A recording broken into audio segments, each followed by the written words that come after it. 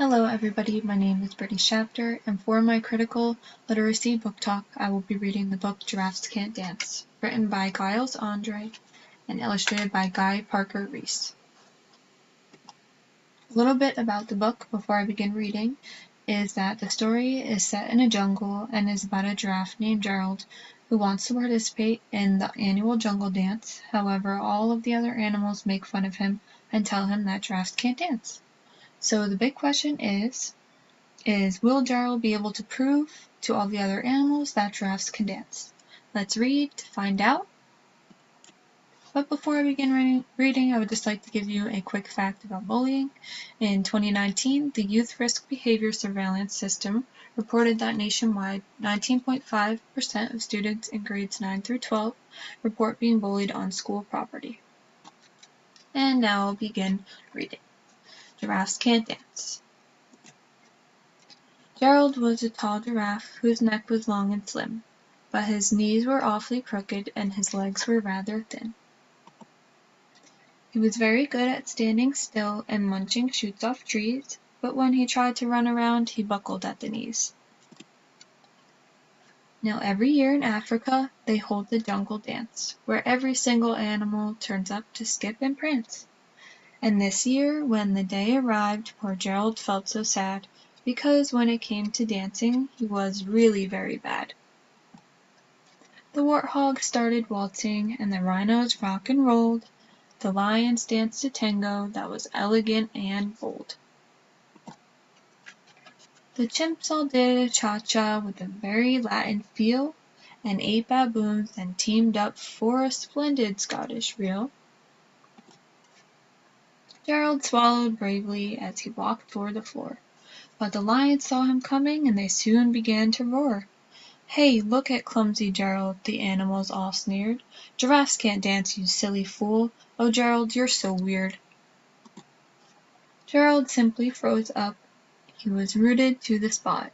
"They're right," he thought. "I'm useless. Oh, I feel like such a clot." So he crept off from the dance floor and he started walking home. He never felt so sad before, so sad and so alone. Then he found a little clearing and he looked up at the sky. "The moon can be so beautiful," he whispered with a sigh. "Excuse me," coughed a cricket, who'd seen Gerald earlier on, "but sometimes when you're different, you just need a different song. Listen to the swaying grass and listen to the trees. To me the sweetest music is those branches in the breeze. So imagine that the lovely moon is playing just for you. Everything makes music if you really want it to." With that the cricket smiled and he picked up his violin. Then Gerald felt his body do the most amazing thing. His hooves had started shuffling, making circles on the ground.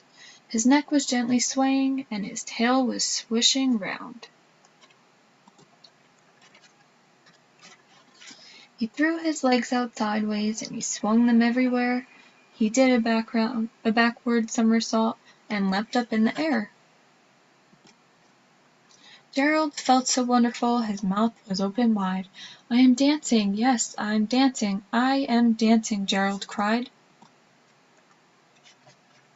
Then one by one each animal who'd been there at the dance arrived while Gerald boogied on and watched him quite entranced.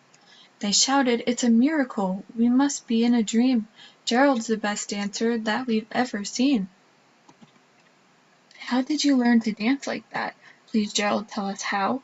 But Gerald simply twirled around and finished with the bow. Then he raised his head up and looked up at the moon and stars above. "We all can dance," he said, "when we find the music that we love." The end. So I just wanted to start by defining what bullying is. So bullying is unwanted aggressive behaviors by another youth or a group of youths who are not siblings or current dating partners that involves an observed or perceived power imbalance and that is repeated multiple times or is highly likely to be repeated. Bullying may inflict harm or distress on the targeted youth, including physical, psychological, social, or educational harm. There are 3 types of bullying: verbal, social, and physical.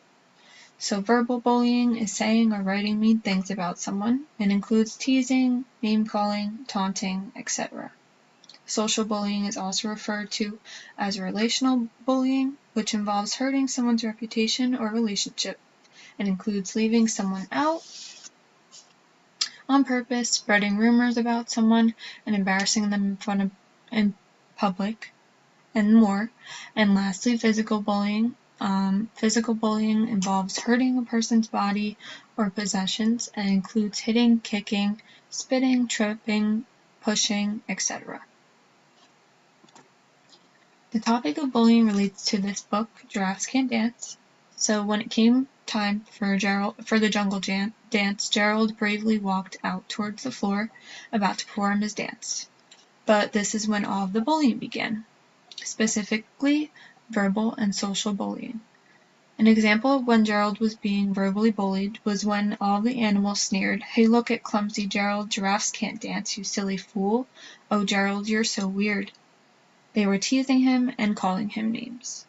And Gerald was socially bullied because he felt left out and alone and was embarrassed publicly by all the other animals. In terms of how to model pro-social conversations with families, I found a few quotes from our textbook, Home, School, and Community Collaboration by Kathy B. Grant and Julie A. Ray.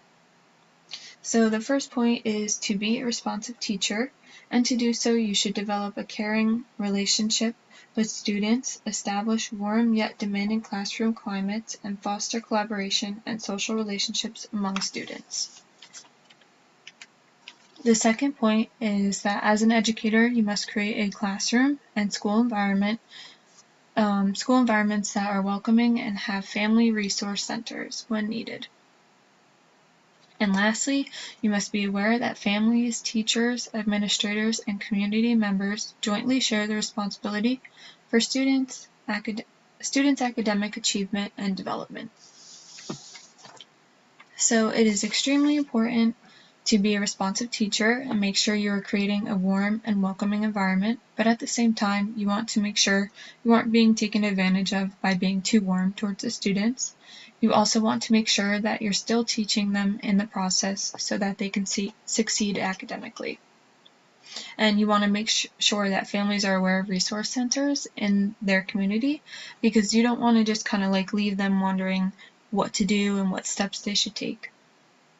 And when speaking to parents, you want to make them aware that we all share the responsibility for their child and for the student, its academic achievement and development, and that the responsibility doesn't just fall on one of us. We're all a team. So our textbook outlines some hints that may help educators speak with parents regarding bullying. So first, it is important to stick to the facts. You want to describe specific behaviors you've personally witnessed or that the student has reported to you. Only share firsthand knowledge.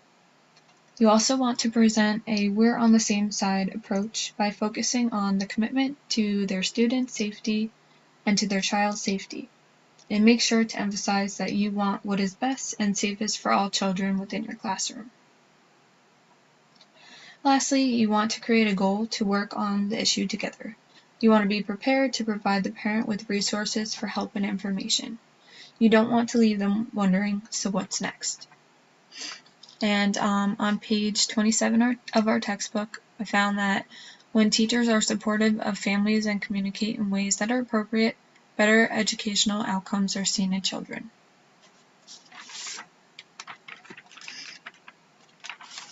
So addressing the student in terms of bullying, you want to be willing to listen and care for the student.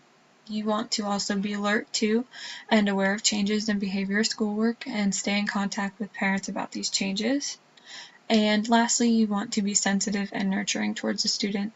But as I said earlier, not too much, don't want to be taken advantage of.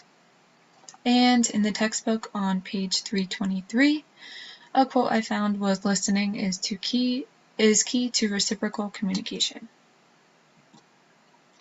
So this is just something I found on a website that I was searching up. If you or someone that you know is being bullied at school, be sure to immediately contact the teacher, school counselor, school principal, school superintendent, or the State Department of Education. And lastly, if you or anyone you know is feeling like helpless or hopeless, suicidal, contact the National Suicide Prevention Lifeline online, or you can call 1-800-273-8255. And these centers provide 24/7 crisis counseling and or mental health referrals if needed. And here are my references. Thank you so much for listening.